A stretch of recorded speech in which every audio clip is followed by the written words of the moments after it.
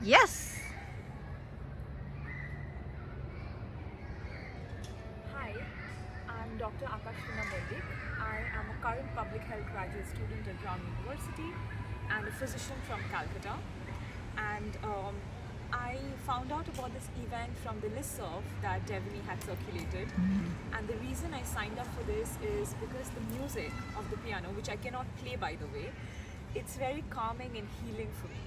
As a physician scientist who's constantly into systems level in population health science with clinical charts and systems level dynamics and data, music grounds me and it makes me feel a quiet dignity and resilience in the midst of all this chaos that goes on in the world.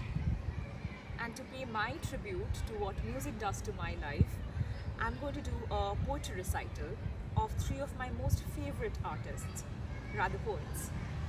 Pablo Neruda from Chile, Rabindranath Tagore from India, and Amanda Gorman from Los Angeles, USA. My poetry recital is titled What the Earth Leaves in Us. It begins with a whisper of wings and ends with a promise. Pablo Neruda, born in southern Chile in 1904, originally Neftali Ricardo Reyes Basso Alto, began publishing poetry at the age of 13 and adopted his pen name in honor of the Czech poet Jan Neruda. He is a Nobel laureate and one of the most celebrated voices in the 20th century. Neruda's work spans continents, causes, and styles, from surrealist dreamscapes to odes to ordinary life.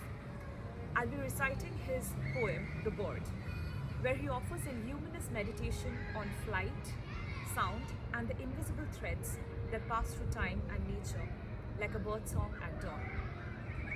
The Bird.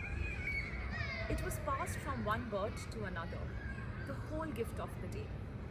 The day went from flute to flute when dressed in vegetation.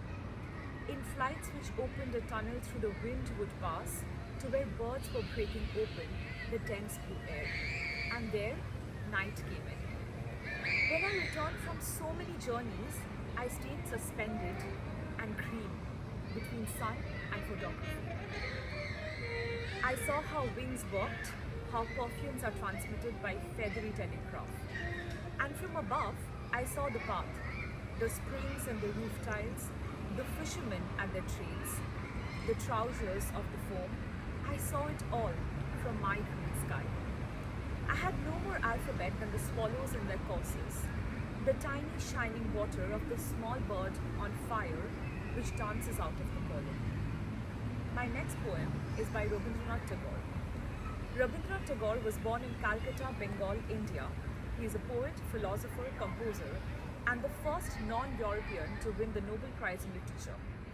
His writings span poetry, music, stories, and social thought, each grounded in a reverence for nature and the human spirit. In 1901, he founded an experimental school called Shanti Niketan, where he envisioned education as a communication between the best of Indian and Western traditions. He was also an advocate for Indian independence from British colonial rule. In Sing the Song of the Moment, he reminds us that life is most alive when unheld, when we let each breath be enough and each passing joy be its own music. Sing the song of the moment in careless carols, in the transient light of the day. Sing of the fleeting smiles that vanish and never look back. Sing of the flowers that bloom and fade without regret. Weave not in memory's thread the days that would glide into nights. To the guests that must go bid Godspeed and wipe away all traces of their steps. Let the moments end in moments with their cargo of fugitive songs. With both hands snap the fetters you made with your own heart cords. Take to your breast with a smile what is easy and simple and near. Today is the festival of phantoms that know not when they die. Let your laughter flush in meaningless mirth like twinkles of light on miracles. Let your life lightly dance on the verge of time like a dew on the tip of a leaf. Strike in the chords of your harp the fitful murmurs of moments. And my third and last poem is by Amanda Gorman. She is an award-winning poet, writer, and activist. Born in Los Angeles in 1998, Amanda Gorman was named the first National Youth Poet Laureate in 2017, and graduated from Harvard University with a degree in sociology. In 2021, she became the youngest inaugural poet in US history with her reading of The Hill We Climb at President Joe Biden's inauguration. In an ode we owe, Gorman transforms crisis into a call to listen, to rise, to act. Her words remind us that poetry is not just a mirror of the moment, but a bridge for the future we choose to build. I'll be reciting a small excerpt from her poem. Together, we won't just be the generation that tries, but the generation that triumphs. Let us see a legacy where tomorrow is not driven by the human condition, but by our human conviction. And while hope alone can't save us now, with it we can brave the now. Because our hardest change hinges on our darkest challenges. Thus may our crisis be our cry, our crossroad, the oldest ode we owe each other. We chime it for the climate, for our communities. We shall respect and protect every part of this planet.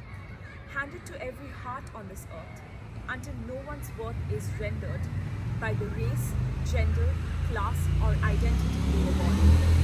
This bond, let it be sworn that we are one human kin, grounded not just by the griefs we bear, but by the good we begin.